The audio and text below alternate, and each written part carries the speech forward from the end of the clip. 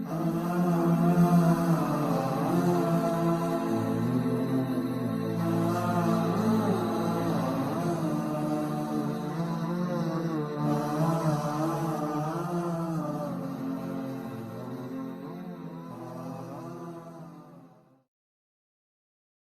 اس سے اگلی سورت سورہ عادیات ہے، سورت نمبر 100، 11 آیتیں ہیں اس میں۔ اس کا موضوع بھی یہی ہے، بس دوسرے انداز سے کہا گیا ہے، اور اس میں ایک مثال دے کے اور زیادہ انسان کو، یہاں تو سورہ زلزال کے اندر تو ایک طریقے سے اللہ تعالیٰ نے ایک خبر دی ہے کہ ایک وقت ایسا آئے گا کہ زمین ہلا دی جائے گی، انسان سامنے آ جائیں گے، زمین نے جو کچھ دیکھا ہے وہ بیان کر دے گی، اور پھر ہر انسان اپنا اچھا برا دیکھ لے گا۔ سورہ عادیات کے اندر جو ہے مثال دی ہے، انسان کو شرمندہ کرنے کی کوشش کی ہے۔ والعادیاتی ذبحًا والعادیاتی ذبحًا فالموریاتی قدحًا فالمغیراتی صبحًا فأثرن به نقعًا فوسطن به جمعًا۔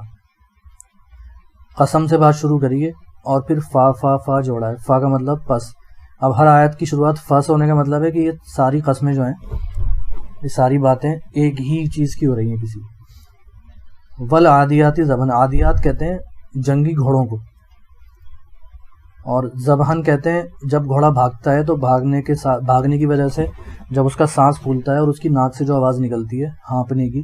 اسے ذبحًا کہتے ہیں۔ تو اللہ تعالیٰ کہتا ہے قسم ہے، یعنی گواہ ہے، یہ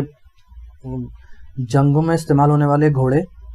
جو ہانپنے والے ہیں، بھاگنے والے ہیں، وہ گواہ ہیں۔ فالموریاتی قدحًا، اور وہ گھوڑے کہ جب وہ دوڑتے ہیں تو ان کے دوڑنے سے جو ٹھوکر، ان کے پیر کی ٹھوکر زمین سے لگتی ہے تو اس زمین میں لگنے سے جو چنگاریاں نکلتی ہیں، موریات، وہ چنگاریاں گواہی دے رہی ہیں۔ فالمغیراتی صبحًا، پھر وہ گھوڑے جو چھاپا مارتے ہیں صبح سویرے، صبحًا۔ عرب کے اندر جو ایک عام طریقہ تھا، جو جنگوں کا طریقہ تھا، وہ شب خون مارنا بھی اردو میں کہتے ہیں اس کو، شب خون مارنا، کہ بالکل رات کو یا صبح کے وقت اچانک حملہ کر دیتے تھے دشمن کے اوپر، اور وہ وقت ایسا ہوتا ہے صبح کا، فجر کا، کہ وہ سب سے زیادہ نیند طاری اسی وقت ہوتی ہے، تو صبح ہی صبح حملہ کر دیتے تھے۔ تو وہ گھوڑے، اچھا اس وقت حملہ ہونا چاہیے بہت تیزی سے، کیونکہ اس وقت اگر تھوڑی سی سستی دکھائی تو چوکنا ہو جائے گا دشمن، فائدہ نہیں ہوگا۔ ہاں، تو اس وقت سواری دشمن گھوڑے ایسے ہونے چاہیے تو جو بالکل اشارے پہ کام کریں اور فوراً کام کریں۔ تو فأثرن به نقعا، پھر اڑاتے ہیں اس موقع پر گرد و غبار۔ فأثرن به نقعا فوسطن به جمعا، پھر اندر جا گھستے ہیں اسی حالت میں کسی مجمع کے۔ یعنی ان گھوڑوں کی قسم کھائی گئی ہے کہ وہ گھوڑے جو ہانپتے ہیں، ان کے ہانپنے کی آواز آتی ہے اور اس قدر ایسے جوش سے دوڑتے ہیں کہ ان کے قدموں سے چنگاریاں نکلتی ہیں، اور صبح سویرے چھاپا مارنے میں مددگار ہوتے ہیں، اور یہ منظر ایسا لگتا ہے جیسے دھول اڑ گئی ہو، جب اچانک اتنے سارے گھوڑے دوڑیں گے اور اتنی جوش کے ساتھ دوڑیں گے تو دھول ہی دھول ہو جائے گی۔ فوسطن به جمعا، اور وہ جمعیت میں گھس جائیں گے۔ یعنی گھوڑا کو بتایا گیا کہ گھوڑا انسان کی ایڑی کے اشارے سے چلتا ہے، تو جب اس کا مالک، گھوڑے کا مالک جو ہے، وہ اسے ایک اشارہ کرتا ہے تو وہ اس مالک کے مقصد کو پورا کرنے کے لیے اپنی جان کی پرواہ نہیں کرتا، سامنے دیکھتا ہے کہ بھالے ہیں، نیزے ہیں، سب ہے، تلواریں ہیں، لیکن وہ ان میں گھس جاتا ہے کیونکہ مالک نے اشارہ کر دیا ہے کہ گھس جا۔ تو ان الانسان لربہ لکنود،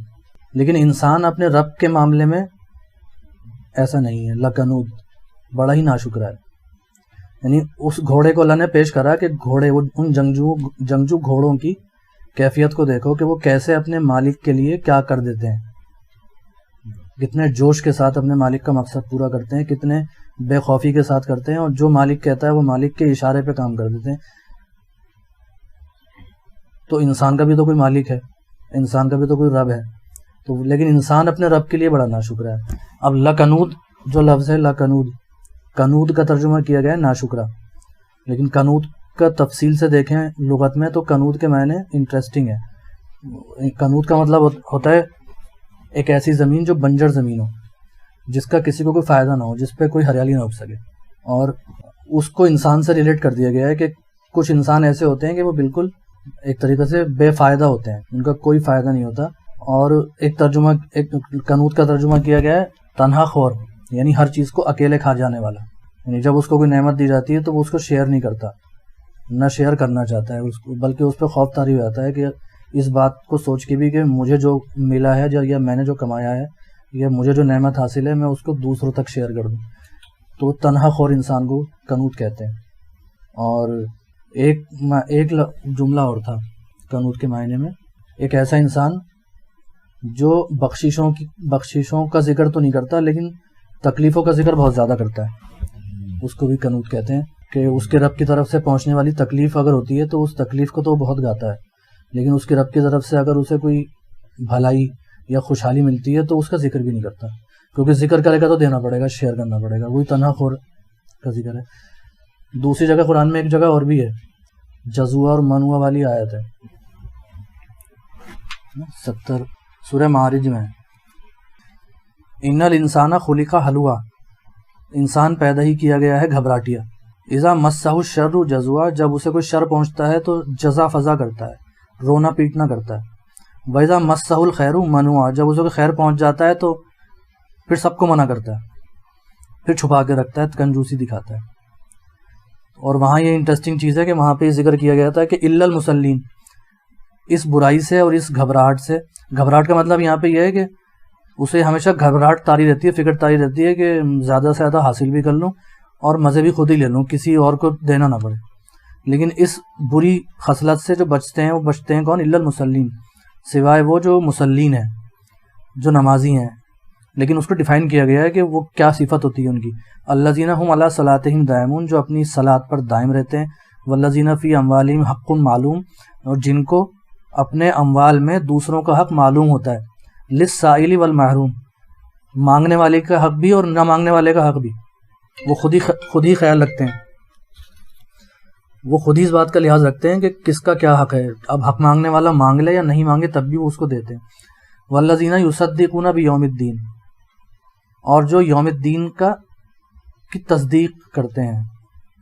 اس کو حق مانتے ہیں، اس کو حق جانتے ہیں کہ ہاں ایک بدلے کا دن آئے گا، اس کا لحاظ کر کے چلتے ہیں۔ والذین هم من عذاب ربهم مشفقون، اور اپنے رب کے عذاب سے سہمے رہتے ہیں، انہیں ہمیشہ یہ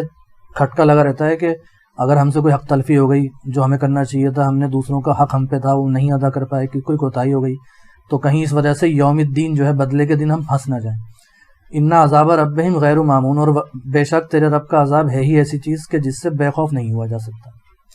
والذین هم لفروجہم حافظون، اور وہ نمازی ایسے ہیں کہ وہ اپنی شرمگاہ کی حفاظت بھی کرتے ہیں، الا علی ازواجہم او ما ملکت ایمانہم، سوائے وہاں جہاں اس کی اجازت دی گئی ہے، فإنہم غیر ملومین۔ والذین هم آگے آیت آتی ہے، والذین هم لاماناتہم وعہدہم راعون، کہ وہ نمازی جو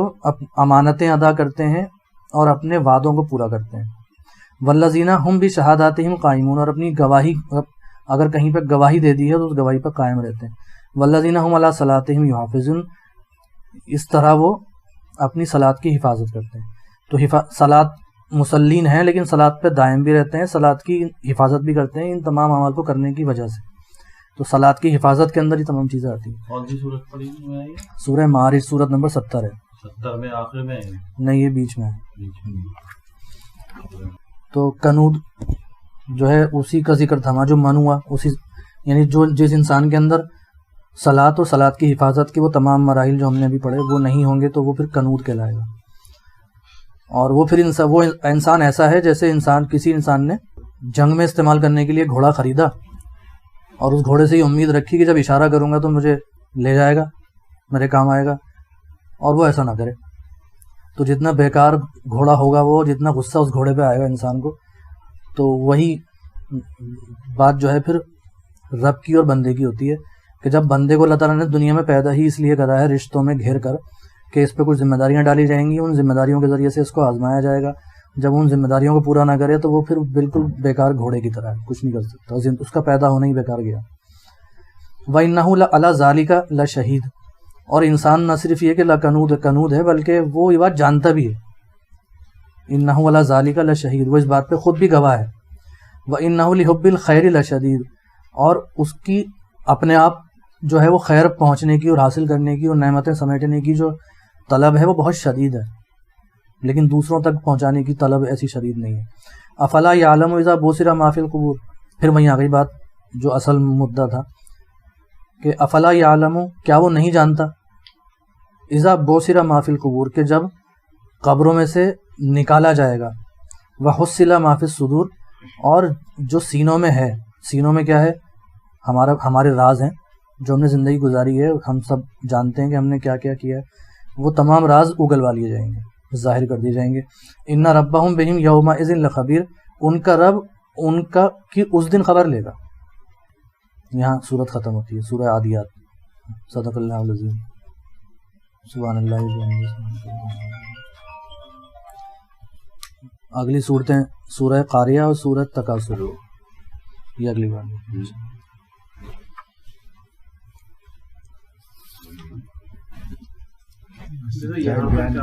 سچائی بیان